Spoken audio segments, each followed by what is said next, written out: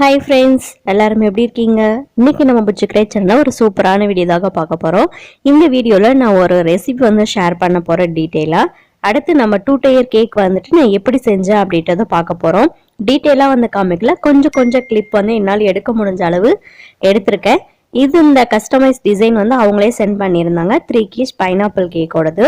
என்ன டிசைன் பார்த்தீங்கன்னா இதுதான். அது கிட்டத்தட்ட பர்ஃபெக்டாகவும் பண்ணியிருக்கேன்னு நினைக்கிறேன்.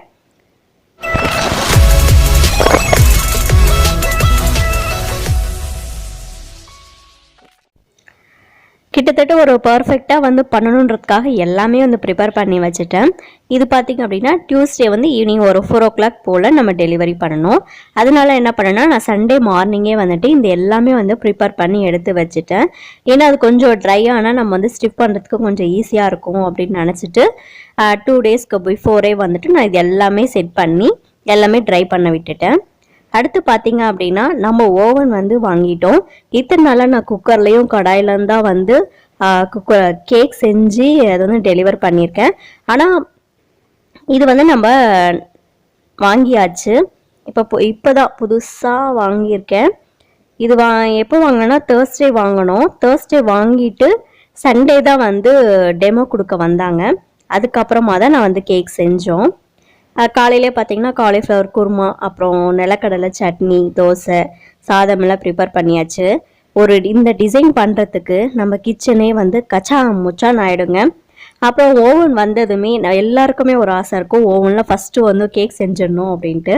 அந்த மாதிரி பிளெயின் கேக் தான் செஞ்சோம். ஆஃப் கேக் செஞ்சால் மீதி பீஸ் அவ்வளோதான் இருக்குது.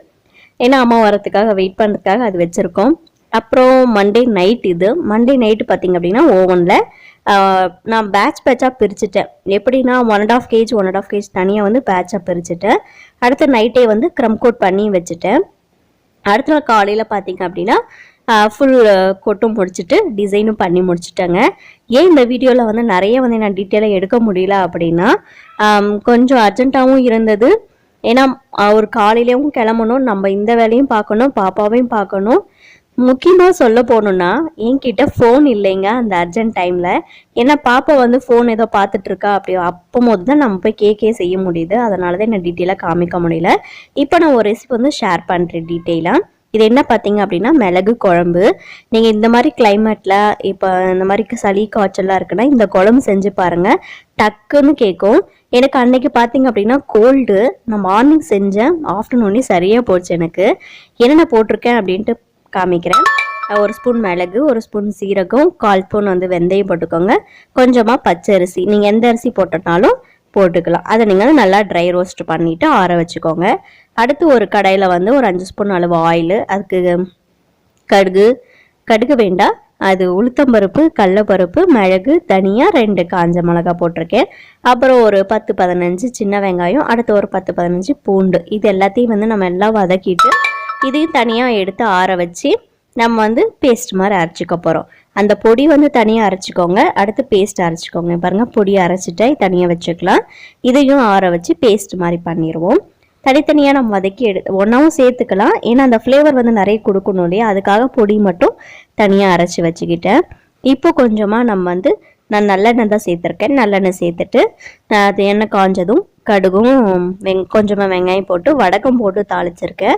ஏன்னா அப்போ தான் சூப்பராக இருக்கும். வடகை போட்டு வெங்காயம் நல்லா வதங்கினதும் அதுக்கு தேவையான அளவு உப்பு, கருவேப்பிலை அதெல்லாம் போட்டு நம்ம நல்லா வதக்கிக்கலாம்.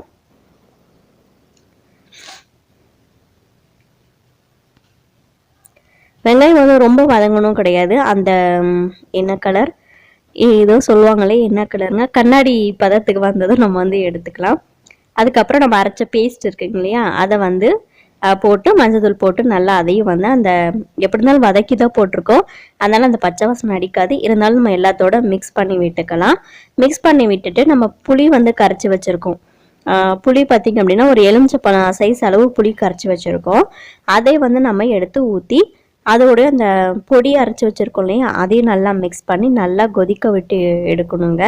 நல்லா அந்த மிளகு அது எல்லாத்தோடையும் ஒன்றா சேரும் போது அந்த ஃப்ளேவரோட சூப்பராக வரும்.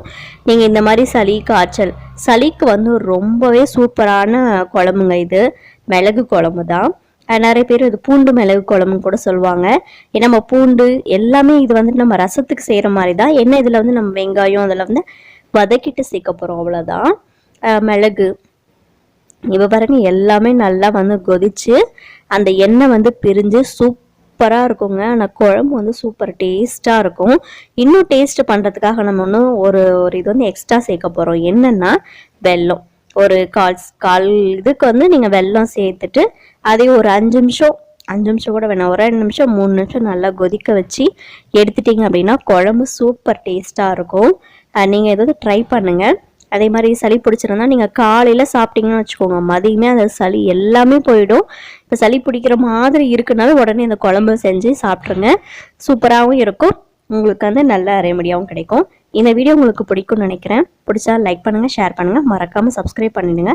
அடுத்த வீடியோவில் சூப்பராக சந்திக்கலாம். டாடா பாய்.